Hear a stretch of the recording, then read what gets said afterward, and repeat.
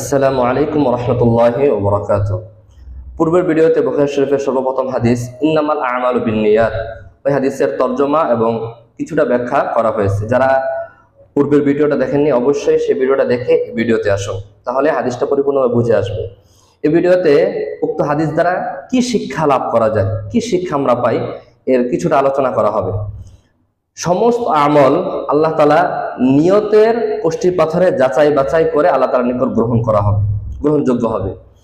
তো এই হাদিস দ্বারা আল্লাহ তাআলা আল হাসু আলা ইখলাস, যত ইবাদত আছে ইবাদতে মাকসুদা গায়রা মাকসুদা, যত আমল আছে সমস্ত আমলের ক্ষেত্রে ইখলাসের উপর আল্লাহ তাআলা উৎসাহ প্রদান করছেন, যাতে আমাদের প্রত্যেকটা আমল একমাত্র আল্লাহ তাআলাকে রাজি খুশি করার জন্য হয়, অন্য কোনো মানফাআত, অন্য কোনো উপকার, অন্য কোনো স্বার্থে যাতে না হয়।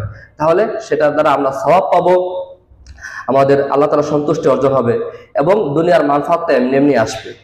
2 নম্বর যে শিক্ষাটা হয় সেটা হলো, যে সমস্ত ইবাদত সাধারণত আল্লাহ তাআলার সন্তুষ্টির জন্য করা হয়, যেমন কোন একটা সুন্নত মিসওয়াক করা অথবা অন্য কোনো সুন্নত, এটা যদি কেউ মিনাল আদাত, তার অভ্যাসজনিত কারণ হিসাবে করে, মানে এটা তার করার দরকার এই কারণে করছে, আল্লাহ তাআলাকে রাজি খুশি করার জন্য করে নাই, তাহলে এতেও সে কোনো সওয়াব পাবে না। আল্লাহ তাআলা আমাদেরকে বুঝার এবং আমল করার তৌফিক দান করুন।